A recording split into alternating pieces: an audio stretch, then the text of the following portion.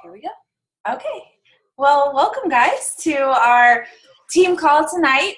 I am so excited about our team call topic tonight because I think it's one of those topics that really can be so elusive, but once you get a handle on it and once you understand how it works, it can make inviting and make connecting with people really fun and not overwhelming and not intimidating. It's something that you can just really like hash out really quickly, and not really quickly because it does take time and you want to invest in people, but just doing it without feeling like lost, like I don't know what I'm doing, I don't know what to say.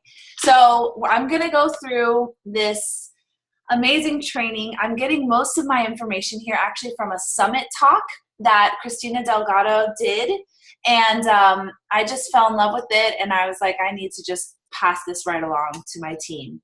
So I'm going to start with a quote from Thomas Watson, and it says, "The toughest thing about the power of trust is that it's very difficult to build and very easy to destroy. The essence of trust building is to emphasize the similarities between you and the customer." And my sister, when she was building her business, she had a business selling almond butter for a couple of years ago. And when she was doing that, she was reading through some small business books, and she was telling me about the importance of trust, how trust is like a currency. It's something that you build up with people, and when you have it, you're very wealthy. When you have that trust, you have something that's very important. And if you lose that trust, it's very difficult to get it back. And so it's something that you need to value and to understand that it's something that it takes time to build up, but it's worth investing in. It's worth building up.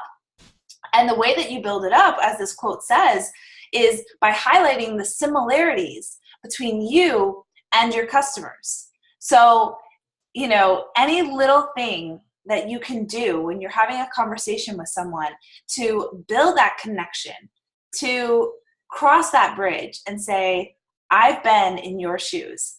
I know how you feel, and I can relate to where you're at, and vice versa, where they can look into your posts and say, oh my gosh, me too, right? Anytime someone can look at your posts and say, me too, is a trust building opportunity. That's a moment where you've been able to build that currency of trust with your audience. Trust is everything. The goal is not to cast a wide net on social media and expect a windfall of people into your challenge groups. The goal is to connect with those who are just like you and then gain their trust. So when you're thinking about posting, your goal is to simply emphasize how similar you are to the other people that you want to serve. And that's pretty easy because you know what you're at and who you are, or at least you should. And sometimes it does take a few minutes to just kind of get your bearings on who am I? What is my niche, right? We've talked about this, my avatar, the girl that I'm speaking to. That's the person you want to speak to. So if you're taking notes, which I highly recommend, this is definitely a note-taking type of call tonight. So here are a few questions you can ask yourself, which is going to help you know who you're talking to. What are your roles in life? Are you married? Do you have children? Do you work outside of your network marketing business? Who are your friends? What makes you stand out? What are your passions, hobbies? What do you love? And what do you hate? And I have more questions that I want to tell you guys, but as you're thinking about these questions, I'm not simply speaking on fitness. I'm speaking on everything. What do you love and what do you hate? That one right there, you could come up with like a million posts that would connect people to you and them say, oh, me too. Like, do you love Chipotle? Do you hate doing dishes? Do you love LuLaRoe, or do you hate doing your nails? I don't know. Whatever it is that you love or hate, even if you just made one small little post about that, think of the trust building potential that could have when someone says, oh, me too. Because think about this. The more times that they say, me too, to your posts about loving and hating things, then when you post about how much you love Energize, or how much you love Shakeology, or how much you love doing workouts at home, there's so much more weight to that because they've been able to say me too to everything else you've loved and hated. Does that make sense?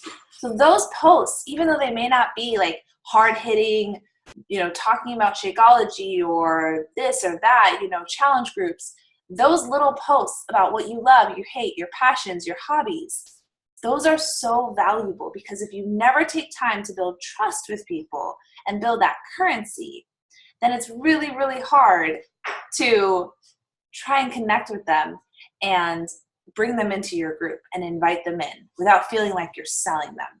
So here's a few more questions you can ask yourself. What do you like to do with your time off? What's your favorite color? Do you love the pink starburst or are the yellow starburst your favorite? Like, that's such a silly thing, but how many people would say, me too, like they have a favorite starburst color, and that's building trust. What makes you laugh? What are your strengths? What are your weaknesses? In what areas do you influence? What is your message? What are your life goals? What are your dreams? Why are you a network marketer in the first place? So answering these questions, going through this exercise of figuring out who you are, will help you figure out who you want to help. It's not rocket science. You want to help someone who is like you. And when I finally gave into this concept in my business and I realized I'm not trying to help everyone and anyone, I'm trying to help a specific person, oh my gosh, I was speaking to people where they were like, stop being inside my head. Like, you are speaking exactly to me. And it was because I was speaking exactly to me. and I was speaking to my pain points. And I was speaking to my struggles. And it touched them so much more deeply. So these are the questions that are going to help you to develop the many stories that attract people to you. As coaches, we are storytellers. And every single one of those questions I just gave you, you can create a story around that. And you get this collection of stories that you just tell and retell and retell. And remember that opening up about where you came from and how you've improved through your life, through Beachbody helping you, it's gonna touch people emotionally. And people don't make decisions most of the time because of mental, like, well, this makes sense. They make decisions because of emotional. They make decisions because of how it's going to make them feel.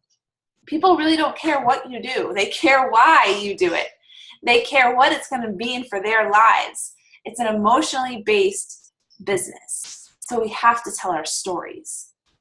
Once we know who we're talking to, then we've got to be a client magnet. We've got to suck them in and draw them out and pull them closer to us. And we do that by knowing our clients' pain points. Where in their life are they experiencing pain?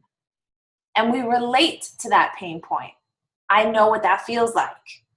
And then we brainstorm how we can solve this problem. And we can offer the solutions that we have to solve this problem.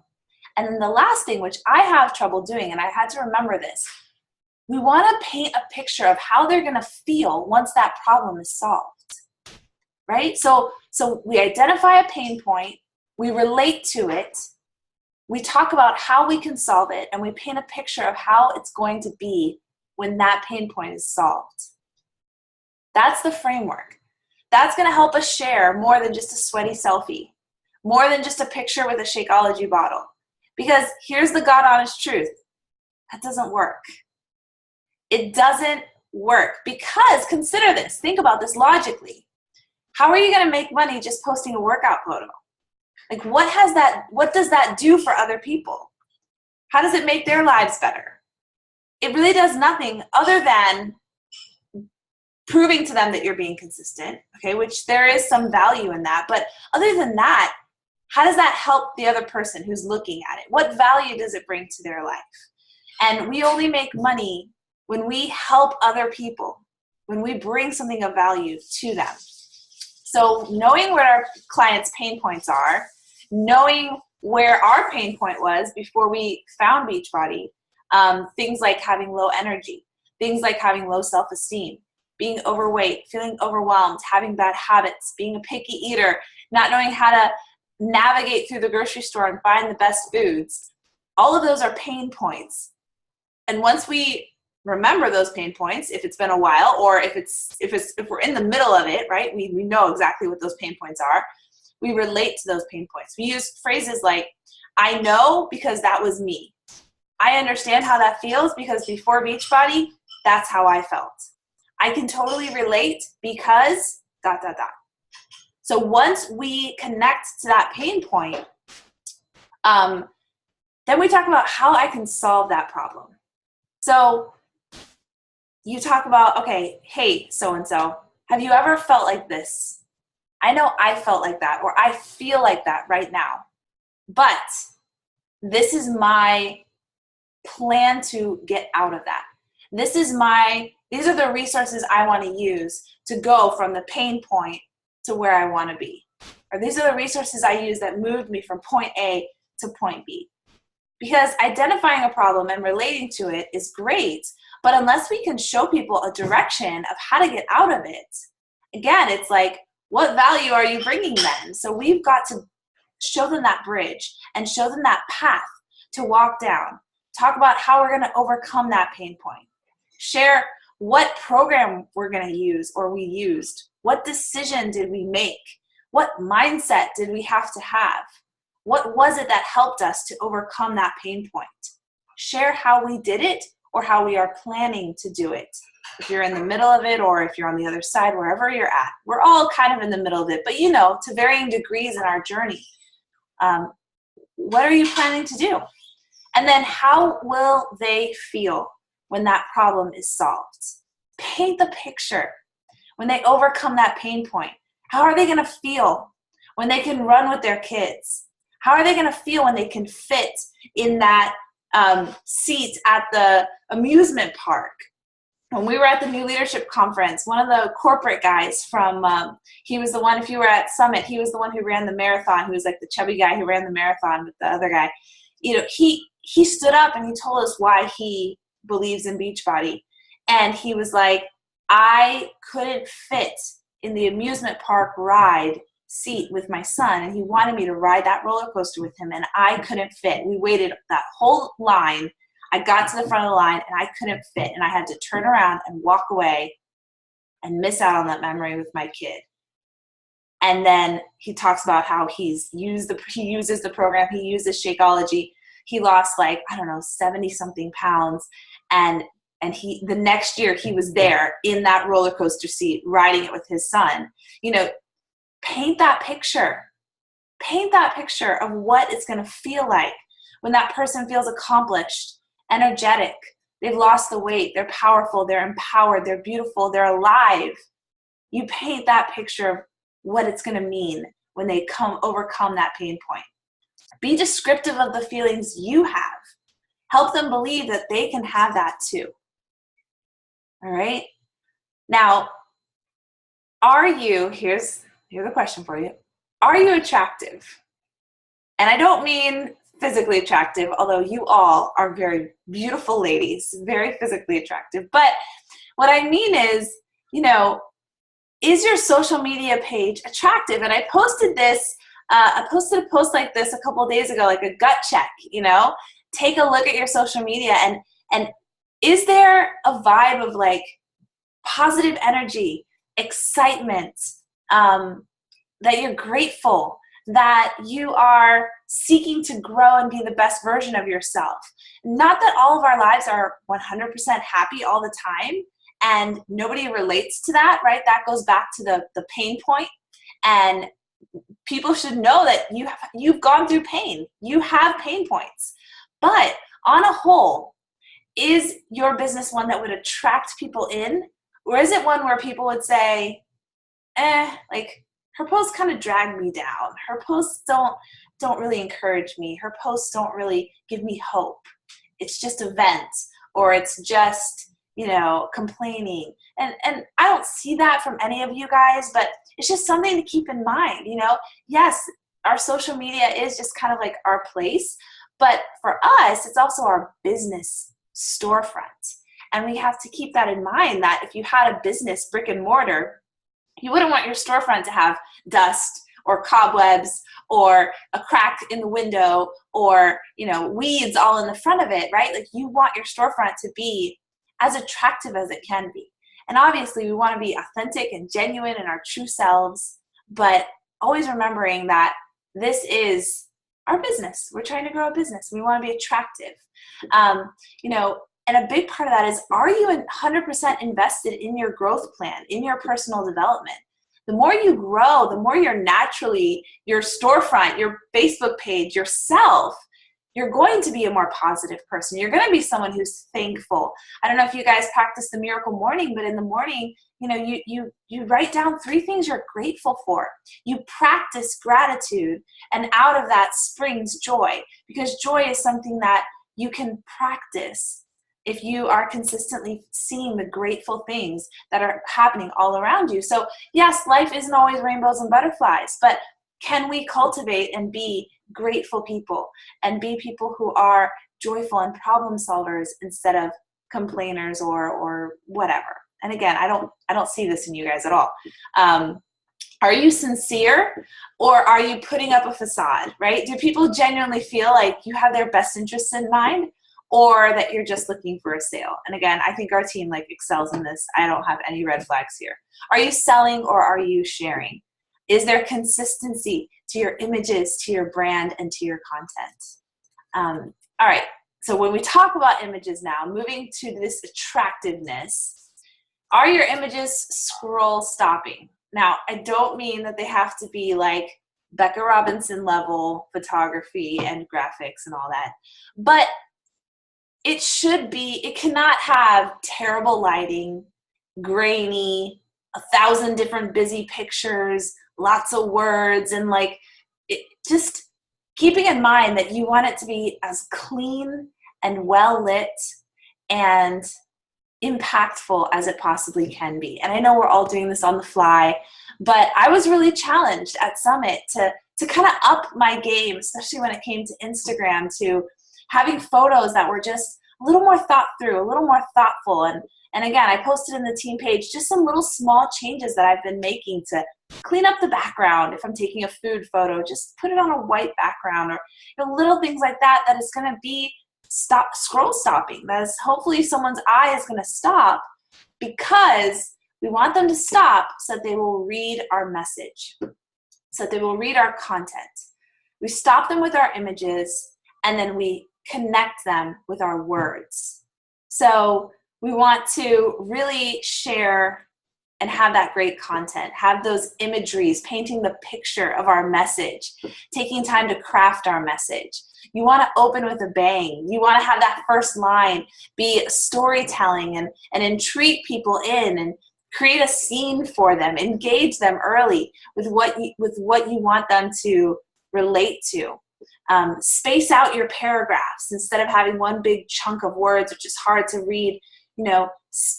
Put a space in between. Try and let their eye flow so that they really absorb all of that content. If you're going to take the time to write it all out, you may as well get them to read it. Have people actually read what you've written, what you've poured out in your heart. Use proper grammar, which I always have typos in all of my stuff, but whatever. As best you can, use good grammar. Don't overuse emojis unless it's really to bring in that little bits of color. Just say things with love and positivity as much as you can.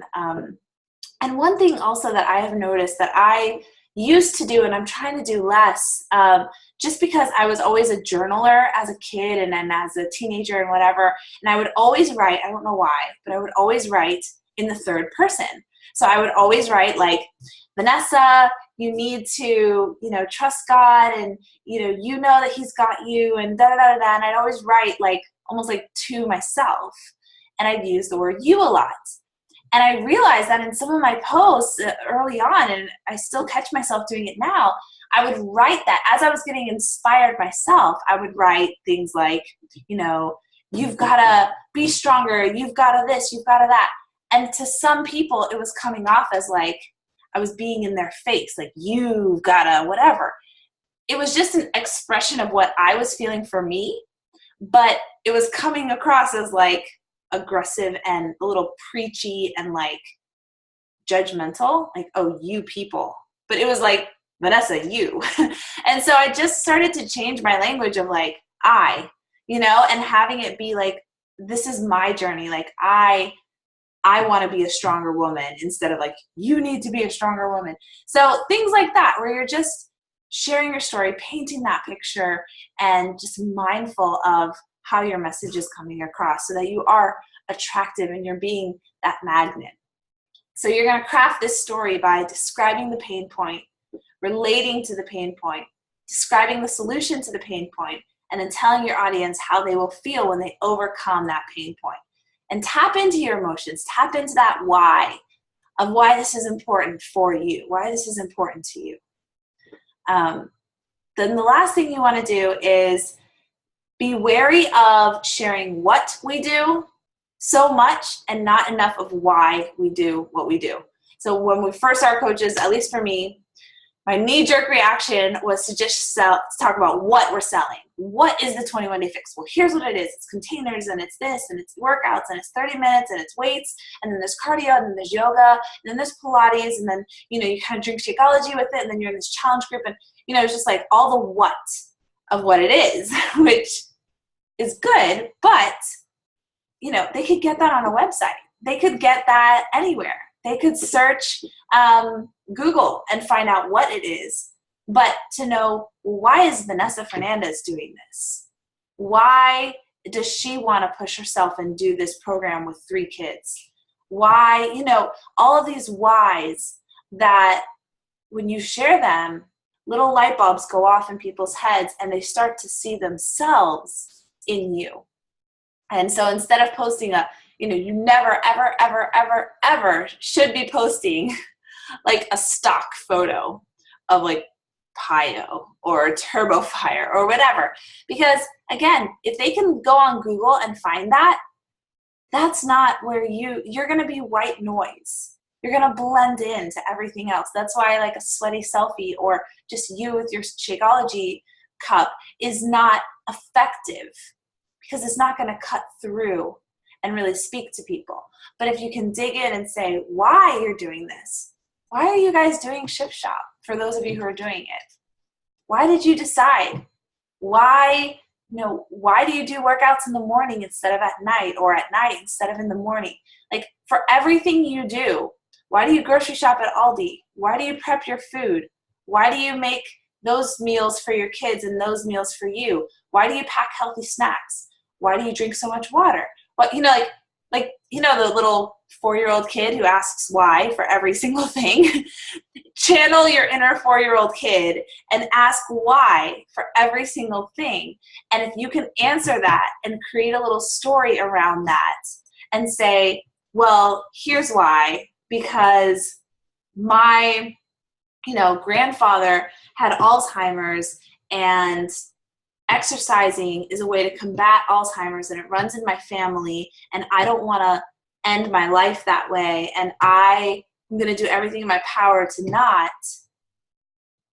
like, does that not bring up like this emotional, how many people in my niche, in my group, in my sphere of influence have family members who either had Alzheimer's or some other sort of hereditary disease, that when they read that, they see themselves in that. They relate to that. They resonate with that. You know what I mean? As that why is what brings out the light bulb in people to say, oh, gosh, yeah, I don't want that to be me either. Okay, I get it now. I get why. Instead of join my group, it's going to be fun. I mean, those posts are fine too, but the why is just so much better than the what. So I hope that those are helpful. And then, the last thing that I wanted to say is, so this is all public posting, which is a big part of inviting, guys. It's a huge part of inviting. If you don't have this public posting piece in place, the private messages are just so hard. to navigate through if you have no anchors that you are holding on to. But after you've done all this public posting, then you can start, you do need to have these individual, oh, naked kid in the background. You do need to have these one-on-one conversations with people, but you need to earn the right to have that conversation first by liking and commenting and interacting with their public posts. And then after you've earned that right, those conversations should always start with, these are the best questions I found to start with. Are you on a fitness journey yourself? It's a great question. It's very open-ended. So basically what you want them to do is, since you've been sharing your story and they've been saying, oh, me too, me too, me too, then in the private conversation, you're giving them the permission to share with you their story. You want to collect people's stories. Think of it that way when you're having conversations with someone. I want to collect their story. I want to hear their story. So any questions that you can ask that will get them to open up and share with you their story is gold. Make that your number one goal. Forget about how do I bring up Beachbody, or how do I get them to the sale, or how do I share about the challenge pack. How do I hear their story? Are you on a fitness journey? Have you ever thought about joining one of my groups? This is especially like if they liked a picture or a post that you did about your groups or about a transformation. Have you ever thought about joining one of my groups? Again, it's not confrontational. It's not aggressive. It's really just inviting them to share their story. Have you ever done an at-home fitness program before? Or where do you typically like to work out? Or what kind of workouts do you typically like to do? Those kinds of questions. Maybe if they liked a post where you posted about, the Alzheimer's post that I was using as an example, do you have diseases in your family that you are trying to fight against? Like, I noticed you liked this particular thing. Did you like it because, are you experiencing the same thing? When you ask those kind of questions, you're granting them permission to share their story with you. Once they share their story with you and their why, then you have, I hate to use this word, but you have the leverage to talk with them about the challenge groups. It's no longer just, well, I really want you in my group. It's because you've shared with me this story of this thing that you are fighting against, this disease that you're fighting against in your life. Would you consider using some of these tools that I'm using? Would that serve you? It's been serving me. I know that this is something you're battling with in your life. Or, I know that you have a similar pain point where you've got lots of little kids and you used to go to the gym, but you don't anymore because you've shared that story with me of what your fitness routine looks like now, that it's non-existent because you used to go to the gym and now you can't. So I have that story. I know your pain point. I relate to it. And now I have a reason to offer you to come into my group. Instead of, hey, have you ever thought of joining one of my groups? I have no idea anything about you. I have no idea what you're going through. I have no idea, really who you are or whatever, but would you like to join one of my groups? Like, that's just, I don't know. A lot of people do cold invites. I don't like it.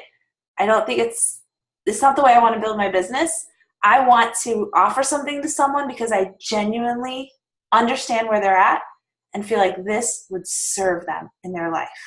This would serve who they are and what they want to accomplish in their life. So that's it. That's what I have for you guys. I hope this was helpful. This is how I am able to do inviting without it feeling like I'm selling. I am identifying pain points, relating to those pain points, offering a solution, and then painting a picture of what it would look like when that pain point is overcome. And it's a great way to kind of like close if you're feeling like, I don't know how to close this. Just paint that picture. Be like, listen, this is what I want for you. I want you to have that energy to run and be with your kids. I want you to not always have back pain because you have this huge gap in your abs. I want you to heal your body so that you can feel strong and vibrant again. Like, I want you to have confidence to wear that beautiful dress at your anniversary trip that's in 6 months. You know, like, you paint that picture for them. And then you say, does that sound good? Like, are you ready to join? And you know, you're giving them a vision. You're casting a vision for what their life could be and how it could feel. And that's what we do as coaches. We believe in people and we give them the tools to build the life that they want. So, all right, we are out of time. If you guys wouldn't mind, if you have time, I'd love for you to pop back on and we could chit chat a little bit about this. If not, I love you guys so much, but I hope I will see you guys in like 2 minutes right back on here. All right? Bye, everyone.